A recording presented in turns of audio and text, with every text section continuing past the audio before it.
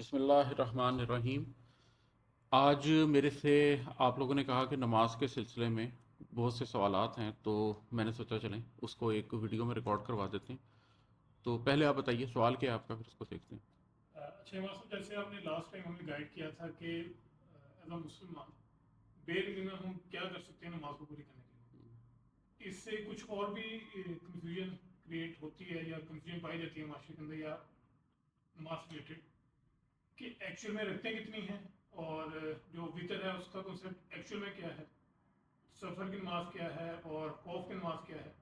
یہ کافی زیادہ ایک کوشچن جو ہے وہ گھومتے ہیں یا کنفیوژن جو آتی ہے، اس کے بارے میں ہم سے کوئی کلیئر گائیڈنس یا کلیئر ہمیں انفارمیشن آپ دے سکیں پلیز۔ دیکھیں، میں بجائے اس کے کہ آپ کو سیدھا سیدھا یہ جواب دوں کہ جی سفر کی نماز یہ ہوتی ہے اور خوف کی نماز یہ ہوتی ہے اور اس نماز میں اتنی اتنی رکعتیں ہوتی ہیں، اس سے کہیں بہتر ہے کہ آپ نماز کی پوری ایوولوشن کے نماز کس طریقے سے دین میں بیان ہوئی، کس طریقے سے یہ پورا سسٹم ایوالو ہوا، میں آپ کو وہ ایک دفعہ وہی سمجھا دوں۔ جو آپ وہ سمجھ لیں گے، آپ کو پتہ لگ جائے گا، تو آپ کے یہ سارے سوالوں کے جواب آپ کو خود ہی مل جائیں گے۔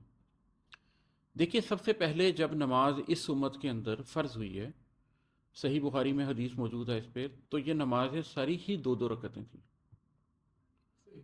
کوئی نماز بھی دو رکعتوں سے زیادہ نہیں تھی، مکہ میں ایسے ہی ہو رہا تھا۔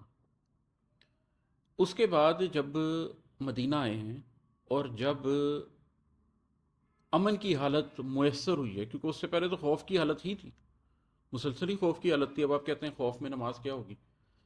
تو کیا یہ گیا کہ خوف کی نماز کو وہی رکھ دیا گیا جو حقیقی نماز تھی، دو رکعتیں، لیکن جو امن کی نماز ہے اس کی رکعتوں میں اضافہ ہوا۔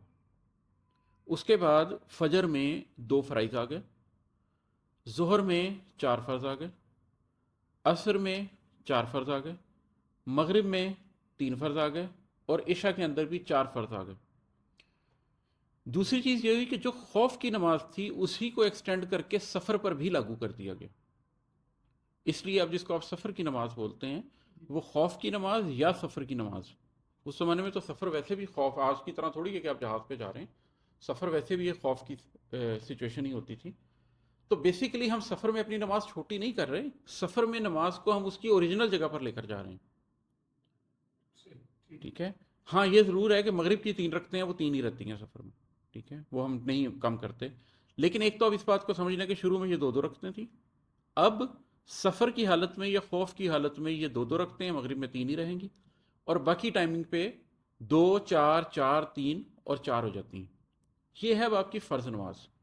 فرض نماز اتنی ہی ہے۔ اس کے بعد نوافل آ جاتے ہیں۔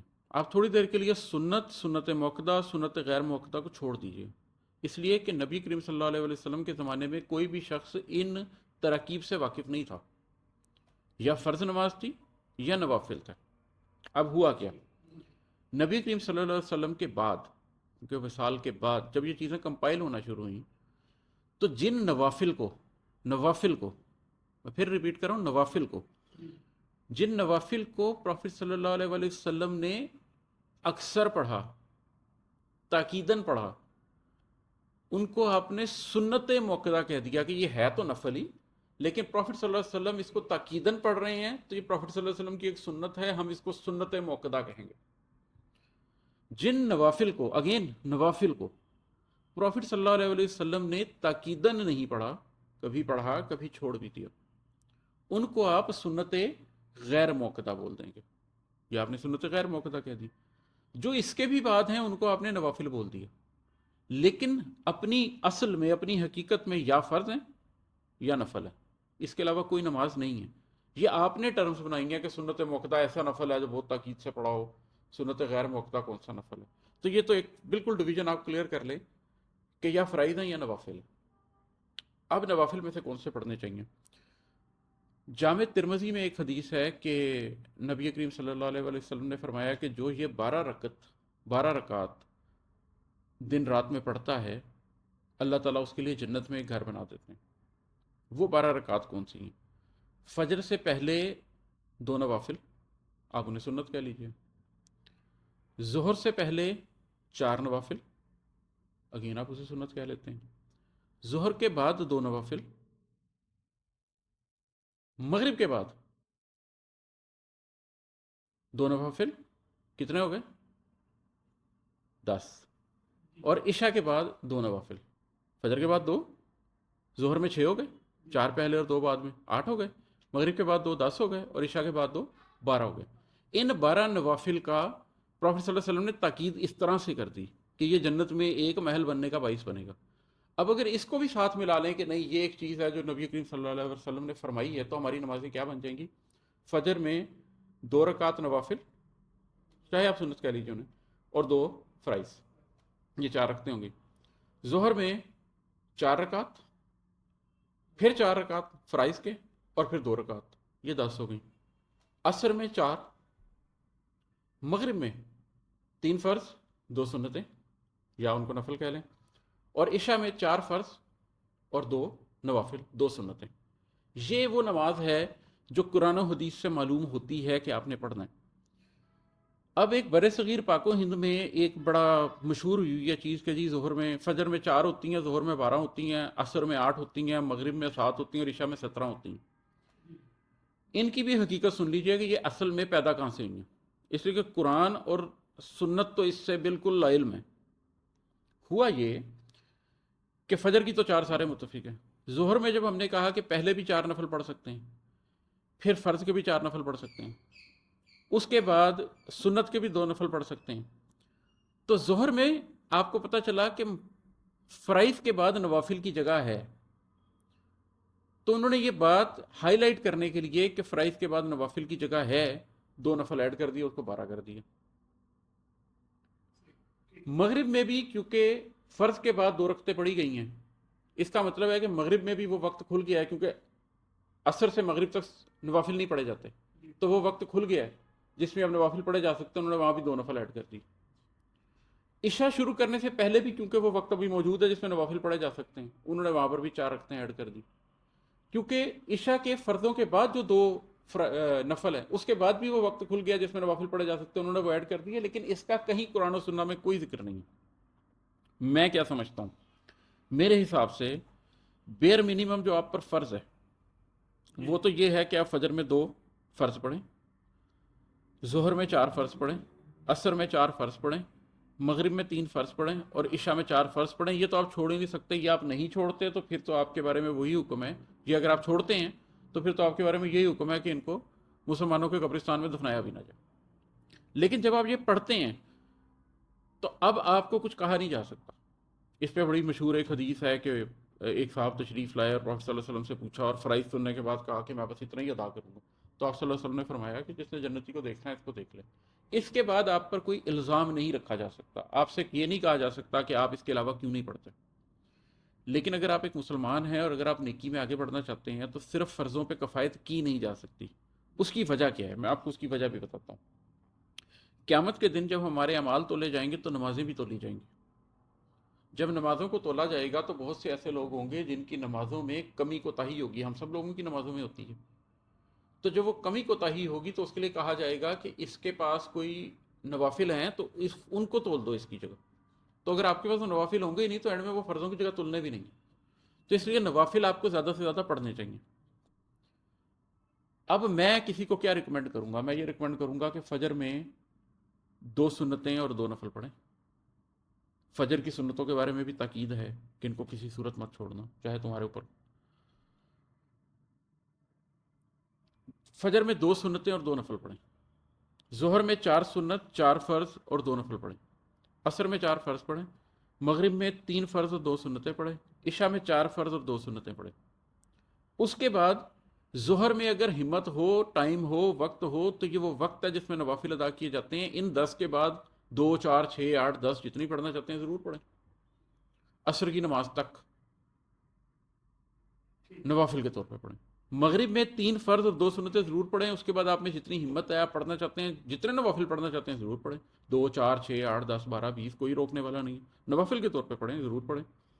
عشاء کی نماز سے پہلے بھی نوافل پڑھے جا سکتے ہیں، آپ ان کو پڑھنا چاہتے ہیں ضرور پڑھیں۔ عشاء کے بعد جو آپ نے 2 نفل پڑھے ہیں فرضوں کے بعد، اس کے بعد بھی نوافل پڑھے جا سکتے ہیں، آپ شوق سے وہ پڑھیں، لیکن اس یقین کے ساتھ پڑھیں کہ آپ کیا پڑھ رہے ہیں۔ اس گمان میں نہ پڑیں کہ اچھا یہ 17 رکھتے ہیں ہمارے پہ تاکید کی گئی ہے، ایسا نہیں ہے. سمجھ کے پڑھیں کہ آپ کیوں پڑھ رہے ہیں. یہ فرائض اس لیے پڑھ رہے ہیں کہ آپ پہ فرض ہیں.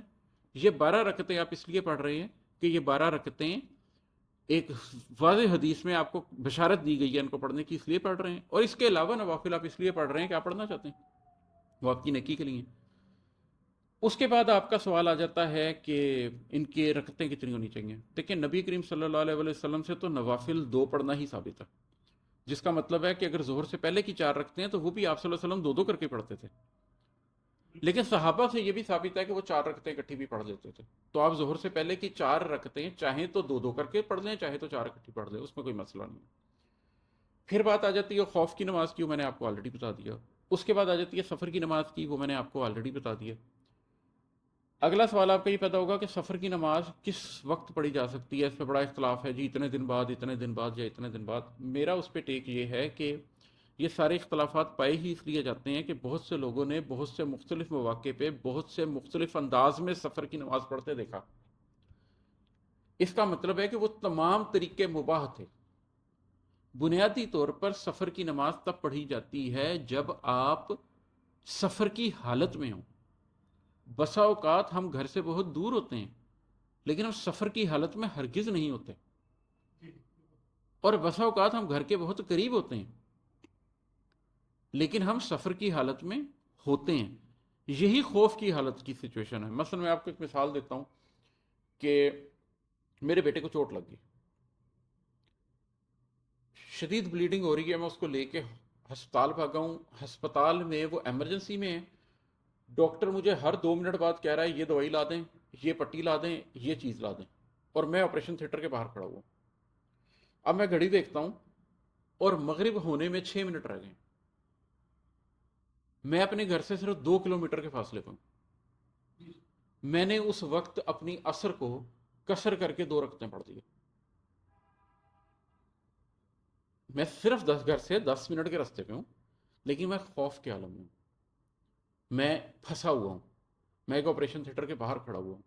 عصر میری وقت نکل رہا ہے، 6 منٹ رہ گئے ہیں مغرب ہونے میں. اس میں کیا مجھ پہ یہ چیز لاگو ہوتی ہے یا نہیں؟ میں فیصلہ کرنے کا اہل ہوں اور مجھے پتا ہے کہ اس وقت میں نے نماز قضا نہیں کرنی ہے، میں 2 رکعت پڑھ سکتا ہوں. تو اس طریقے سے آپ اس کو کر سکتے ہیں. اس کے بعد اگر آپ کا کوئی اگلا سوال اس پہ پیدا ہو سکتا ہے تو وہ یہ پیدا ہو سکتا ہے کہ ان نمازوں کے اوقات کیا ہیں. دیکھیں اس میں بھی فجر کے اوقات تو ہمیں سب کو پتہ ہے کہ وہ آپ کے صبح اذان سے لے کے سورج نکلنے کے وقت تک آپ نے فجر پڑھنی ہے. ظہر جب سورج آپ کا بالکل اوپر آ جاتا ہے تو آپ کا ظہر کا وقت سٹارٹ ہوتا ہے، اور ظہر کا وقت آپ کا اصولی طور پہ ختم ہوتا ہے جب سائے لمبے ہونے لگ جائیں. اس کے اوپر جو حنفی فقہ ہے وہ یہ کہتی ہے کہ جب سایہ اپنے اصل لینتھ سے ڈبل ہو جائے تو سایہ لمبا ہوتا ہے. مطلب اگر 3 فٹ کی سٹک کا سایہ 6 فٹ ہونے لگ گیا تو آپ سمجھیے کہ اب سائے لمبے ہو رہے ہیں. باقی جتنی بھی فقہ ہیں وہ ساری کہتی ہیں کہ نہیں، جب سایہ اپنے اصل لینتھ سے بڑھ جائے تو آپ اسی وقت پہ اس کو سایہ لمبا سمجھ سکتے ہیں. اسی وجہ سے باقی فقہ جو ہیں ان کی عصر کی نماز تھوڑی سی پہلے ہو جاتی ہے. اس وقت سے لے کے پھر مغرب تک آپ کی عصر کا ٹائم ہے. مغرب سے لے کے پھر جب تک اندھیرا نہیں آ جاتا تب تک آپ کا مغرب کا ٹائم چلتا رہے گا، اور اس کے بعد آپ کا عشاء کا ٹائم ہے جو کہ فجر کے وقت تک چلتا رہتا ہے. اس میں ایک چیز یہ سمجھ لیجئے کہ ظہر اور عصر کے وقت ایک دوسرے پہ اوور لیپ بھی کرتے ہیں. مثال کے طور پر نارمل روٹین میں تو یہی ہونا چاہیے کہ آپ ظہر کو ظہر کے ٹائم اور عصر کو عصر کے ٹائم پہ پڑھیں، لیکن کبھی کبھار آپ ظہر اور عصر کو جوڑ بھی سکتے ہیں. اور ظہر اور عصر کو آپ 3 طرح سے جوڑ سکتے ہیں. ایک یہ کہ ظہر اور عصر جس وقت مل رہی ہیں اس وقت، جیسے آج کل تقریباً 3 بجے کے قریب ظہر کا وقت ختم اور عصر کا وقت شروع ہو رہا ہے، تو آپ 3 بجے ظہر اور عصر اکٹھی پڑھ لیں، یہ بھی ممکن ہے. کبھی آپ کو کوئی کام ہو، آپ باہر نکل رہے ہوں، آپ سفر پہ جا رہے ہوں، کسی ضروری کام سے نکل رہے ہو، شاپنگ کرنے بھی جا رہے ہوں، تو آپ ظہر کے ٹائم پہ بھی دونوں نمازیں پڑھ سکتے ہیں. آپ 1 بجے ظہر اور عصر اکٹھی پڑھ لیں. کبھی آپ کہیں مصروف ہوں، دور نکلیں اور واپسی میں دیر ہو جائے تو آپ عصر کے ٹائم پر بھی دونوں نمازیں پڑھ سکتے ہیں. آپ شام کو 4:30 بجے ظہر اور عصر دونوں پڑھ دیں. تو ان نمازوں کو اوکینلی ملایا جا سکتا ہے. جو آپ کی فقہ جعفری ہے اس کے اندر تو ان نمازوں کو عموماً ہی ملا دیا جاتا ہے. لیکن میں نہیں سمجھتا کہ یہ مناسب رویہ ہے. ان کو علیحدہ علیحدہ ہی پڑھنا چاہیے کیونکہ اللہ نے ہر نماز کو اس کے وقت پہ پڑھنے کا حکم دیا. لیکن بہرحال اس کو اوکیجنلی جوڑا جا سکتا ہے. مغرب اور عشاء کے ساتھ بھی یہی معاملہ ہے کہ ویسے تو مغرب اور عشاء علیحدہ پڑھی جائیں گی، لیکن اگر آپ کہیں پر مصروف ہیں یا کوئی ایسا معاملہ ہے تو آپ مغرب کے ٹائم مغرب اور عشاء دونوں بھی پڑھ سکتے ہیں. مغرب اور عشاء جس ٹائم جڑتی ہیں اس ٹائم بھی دونوں پڑھ سکتے ہیں، اور لیٹ نائٹ مغرب اور عشاء ان دونوں کو بھی اکٹھا کر کے پڑھ سکتے ہیں. آخری چیز جو آپ نے پوچھی تھی وہ تھی میرا خیال ہے وطر کے بارے میں. دیکھیں وطر کو سمجھنے کے لیے ضروری ہے کہ آپ قیام اللیل کو سمجھیں. تہجد کی نماز نبی کریم صلی اللہ علیہ وسلم کے اوپر فرض تھی، امت کے اوپر نہیں تھی. آپ صلی اللہ علیہ وسلم کو یہ فرمایا گیا تھا کہ آپ نے یہ نماز لازمی پڑھنی ہے. ان کی اسپرچول نیڈ تھی، وہ جس لیول پر تھے. دن کو ظاہر ہے اور بہت کچھ دنیا داری کی ضرورت ہوتی ہے، لیکن رات کو پھر اللہ کے ساتھ ان کا ایک تعلق تھا جو معلوم ہوتا ہے. نبی کریم صلی اللہ علیہ وسلم کئی دن کا روزہ رکھ لیتے تھے. جب صحابہ نے رکھنے کی کوشش کی تو آپ نے فرمایا کہ مجھے تو اللہ کھلاتا پلاتا ہے، تو مجھے کام نہ کرو. مطلب آپ صلی اللہ علیہ وسلم کو تو نور حاصل ہوتا تھا، تو آپ صلی اللہ علیہ وسلم ادا کرتے تھے. وہ جس طرح دن کی نمازیں مغرب پہ ختم ہوتی ہیں تو مغرب میں ہم ان کو طاق کر لیتے ہیں، اسی طرح رات کی نمازوں کو بھی طاق کرنے کے لیے، کیونکہ اللہ طاق ہے اور طاق کو پسند فرماتا ہے. نبی کریم صلی اللہ علیہ وسلم قیام اللیل میں آخر میں ایک رکعت پڑھ کے، وطر کہتے ہیں یہ ایک کو ہیں، اس کو طاق کر لیتے تھے. مطلب 2 نفل پڑھے، اس کے بعد ایک وطر پڑھ کے 3 کر لیے، 4 پڑھے ایک وطر پڑھ کے 5 کر لیے، اسی طریقے سے 7 9 11 13 یہ کر لیے. تو 3 سے لے کے 13 تک پروفیٹ صلی اللہ علیہ وسلم پڑھتے تھے یہ رکعات تہجد کی نماز کے طور پر. پھر کیا ہوا کہ کچھ صحابہ کرام نے یہ دیکھا تو آپ صلی اللہ علیہ وسلم سے اجازت طلب فرمائی کہ ہم بھی پڑھ لیا کریں. نبی کریم صلی اللہ علیہ وسلم نے کہا ضرور. تو ان صحابہ کرام نے بھی پڑھنی شروع کر دی تہجد. اگین اسی طرح 3 5 7 9 11 یا 13 کی تعداد میں وہ اس کو پڑھتے رہے. پھر کچھ اور صحابہ نے دیکھا، انہوں نے کہا ہمارا بھی دل کرتا ہے لیکن ہم رات کو اس وقت اٹھ نہیں پاتے، تو کیا ہم عشاء کے بعد ہی پڑھ لیا کریں؟ تو نبی کریم صلی اللہ علیہ وسلم نے انہیں بھی اجازت دے دی. تو امت میں کیا ایک رواج ہو گیا کہ جو لوگ رات کو تہجد کے لیے نہیں اٹھ سکتے وہ تہجد کی نماز عشاء کے بعد ہی وطروں کے طور پہ پڑھنے لگے. یہ تہجد کی نماز ہے، ٹھیک ہے. اگر آپ نے رات کو تہجد پڑھنی ہے تو آپ اس ٹائم نہیں پڑھیں گے یہ وطر. لیکن اگر آپ نہیں کرتے تو ایک رواج پڑ گیا کہ چلیں جی 3 وطر، 2 نوافل اور 1 وطر، وہ پڑھ کے تو ہم سو جایا کریں. تو یہ ایک تھرڈ کیٹیگری کریٹ ہو گئی انہی لوگوں کی جو ان وطروں کو پڑھ رہے ہیں اور اس پرٹیکولر ٹائم کے اوپر نہیں ادا کر سکتے تو ارلی اس کو کیے جا رہے ہیں. کچھ نے ایک بھی پڑھی ہیں. حضرت سعد بن نبی وقاص 4 فرائض کے بعد ایک وطر پڑھ لیا کرتے تھے، ٹھیک ہے. تو ایک کا بھی جواز پایا جاتا ہے، لیکن جس کو آپ وطر بولتے ہیں یہ تہجد کی نماز ہے. یہ اس ٹائم ایک آسانی کے لیے لوگ پڑھتے ہیں، جو تہجد نہیں پڑھ سکتے وہ اس کو پڑھتے ہیں. یہ بیسیکلی قیام اللیل ہے. حتیٰ کہ یہ کہ جو جس چیز کو آپ تراویح بولتے ہیں وہ بھی در حقیقت قیام اللیل ہی ہے. یہ تو بہت بعد میں تراویح کے طور پر آپ نے اس کو پڑھنا شروع کیا، اور اسی لیے یہ اختلاف بھی پایا جاتا ہے کہ اہل سنت میں بہت سے احباب 20 رکعتیں پڑھتے ہیں، اہل حدیث کہتے ہیں کہ نہیں کم پڑھنی ہے. لیکن وہ معاملہ یہی ہے کہ وہ بھی اصل میں قیام اللیل ہی ہے. اس کو رمضان میں اس انداز میں کر لیا گیا کہ تمام لوگ حفاظ نہیں ہیں تو قرآن اس میں ختم ہی کر لیا جائے. پھر تمام لوگ لیٹ نائٹ نہیں پڑھ سکتے تھے تو اس کو اٹھا کر ارلی ٹائم پر لے آئے، اور وہ ایک مسلمانوں میں ایک چیز رائج ہوگی جس کو میں غلط نہیں سمجھتا. ٹھیک ہے، بہت اچھی بات ہے کہ قیام اللیل عشاء کے بعد ہی کر کے رمضان میں قرآن پاک کو ختم کر لیا جائے. تو یہ قیام اللیل، یہ تہجد، یہ وطر، یہ تراویح، یہ سب ایک ہی نماز ہے، ان میں کوئی فرق نہیں. تو میرا خیال ہے بنیادی طور پر میں نے ساری چیزوں کو کور کر دیا. کوئی آپ کا سوال ہو تو اس کو پھر انشاءاللہ ڈسکس کر لیں گے.